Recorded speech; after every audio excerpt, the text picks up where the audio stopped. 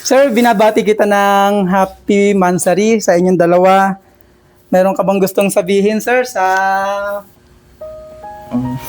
GF mo? Hindi ako. Okay na, tayo lang naman dalawa. O sila lang. Okay lang.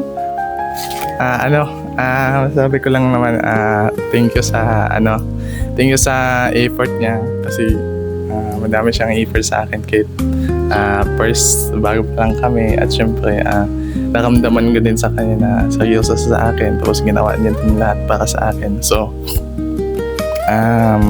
maraming salamat sa pag-support sa akin at syempre sa pagmamahal niya sa akin.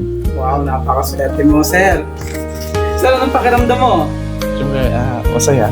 Masaya, sobra ba? Tapos naiiyak din. Bakit? Siyempre, First time mo, sir, na sinurpresa ka ng ganito? Hindi, pangalawa na po. Pangalawa na? Okay. Sir, ano yung maipapangako mo sa kanya bilang, so syempre, LDR kayo ngayon, so ano yung pwede mo, isang bagay na maipapangako mo sa kanya habang magkalayo ka? Sana syempre magtuloy-tuloy yung relationship namin at syempre walang bitawan at anumang mga pagsubok pinagdaanan dapat stay strong lang. Okay.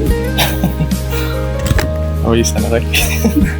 Tiwala, sir, di ba? Syempre, mahalaga yung tiwala. Diba? Oo, tiwala. Tapos dapat kung may mga away man nga nangyayari, so dapat mas maganda na pag-usapan. Ayan. Yun lang naman. Alright. Sige, sir. Maraming salamat sa cooperation mo. Happy Mansari po. Thank you.